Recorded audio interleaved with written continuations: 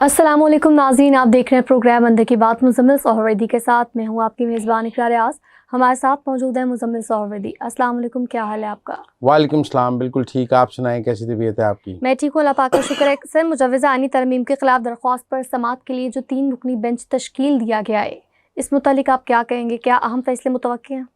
काजी फायज़ ईसा साहब ने supreme court में जो आइनी तरमीमों के ख़िलाफ़ दरख्वास्त है उस पर 3 रुकनी बेंच मुकर्रर किया, जिसकी सदारत वो ख़ुद कर रहे हैं। अब सूरत हाल ये कि तमाम हाई कोर्ट्स में आइनी तरमीमों के ख़िलाफ़ एक दरख्वास्तें आ गई हैं और पेशावर हाई कोर्ट ने क्या लार्जर बेंच बनाएंगे, लाहौर हाई कोर्ट ने भी दरख्वास्तों पर नोटिस कर दिए हैं।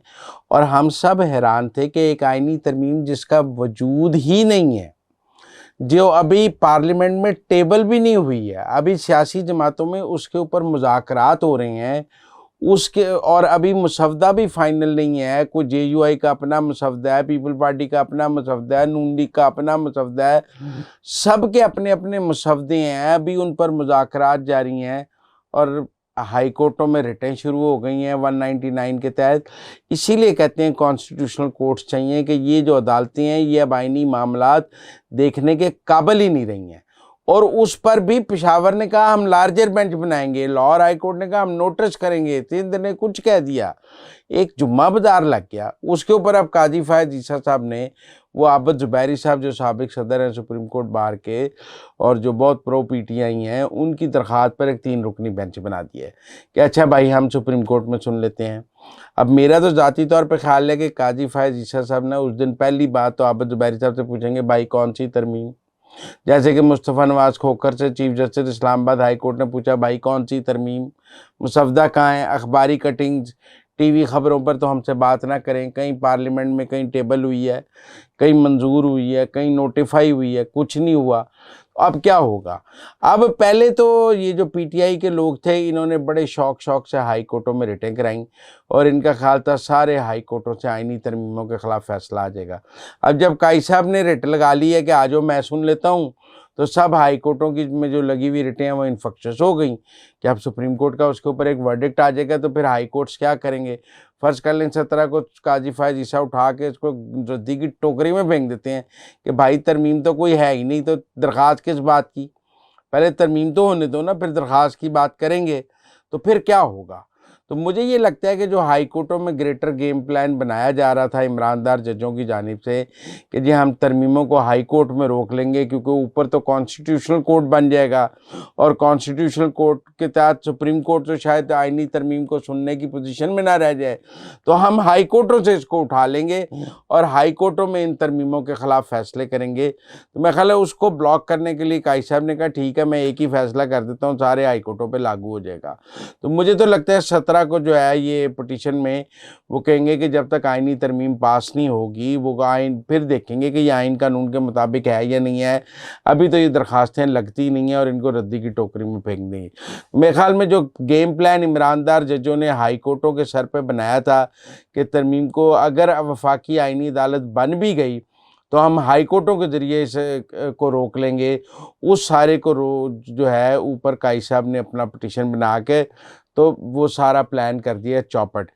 और ये सब अब फिर परेशान होंगे कि अब ये काई साहब इसका भी फैसला कर देंगे और फिर हम क्या करेंगे फिर इसीलिए मेरे ख्याल में बिलावल जो हैं वो प्रोविंशियल सतह पे भी कॉन्स्टिट्यूशनल कोर्ट्स कह रहे हैं क्योंकि हमारे हाई कोर्ट्स भी हुकूमतों को गिराने, हुकूमतों को मफलूज करने और जुडिशल एक्टिविज़म में कोई सुप्रीम कोर्ट से कम नहीं है।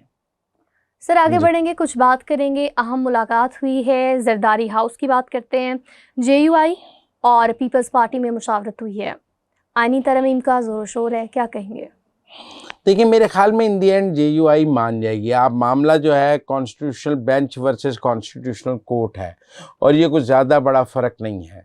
मेरे ख्याल में हम सब लोग कॉन्स्टिट्यूशनल बेंच और कॉन्स्टिट्यूशनल कोर्ट की बात कर रहे हैं।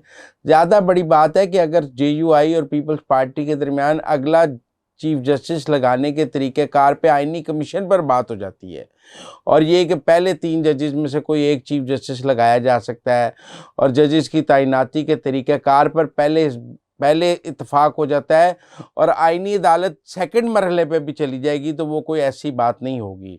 लेकिन मुझे लगता है कि JUIF और पीपल्स पार्टी के दरमियान जो मुज़ाकरात हैं वो बहुत सीरियस स्टेज पे हैं और कॉन्स्टिट्यूशनल कोर्ट के हवाले से भी कंसेंसस हो सकता है।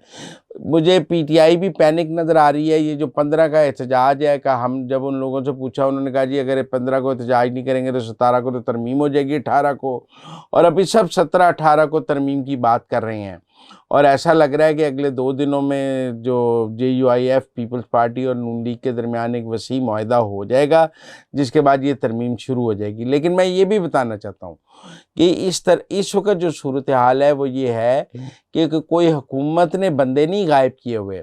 PTI अपने सारे बंदे ट्राइबल एरियाज में KP में ले गई है और कोई उनका MNA इस वक्त यहाँ नहीं है। आपको मुख्तलिफ जगह उनके MNAs के लवाहिकीन के क्लिप्स नज़र आएंगे कि हमारा MNA कई दिनों से गायब है, इम्तियाज़ के बारे में है, ख्वाजा शराज के बारे में है और लोगों के बारे में है। PTI ने अपने सारे लोगों को यरगमाल बना के KP में गायब कर दिया है। हुकूमत ने किसी का कोई बंदा गायब नहीं किया हुआ। कोई बंदा ये नहीं कह सकता कि हुकूमत ने कोई बंदा गायब किया हुआ है। इस वक्त बंदे तो PTI ने गायब किए हुए हैं क्योंकि उन्हें तरमीम का खौफ है। अभी तक भी आप देखें काई साहब की रिटायरमेंट का नोटिफिकेशन तो हो गया है लेकिन अभी मंसूर अली शाह के चीफ जस्टिस बनने का नोटिफिकेशन नहीं हुआ। इसका मतलब है हुकूमत तरमीम के हवाले से पुरुमीद है कि कम अज़ कम चीफ जस्टिस लगाने का तरीक़ाकार ज़रूर बदल जाएगा और उसके नतीजे में शायद या आफरीदी चीफ जस्टिस हो सकेंगे।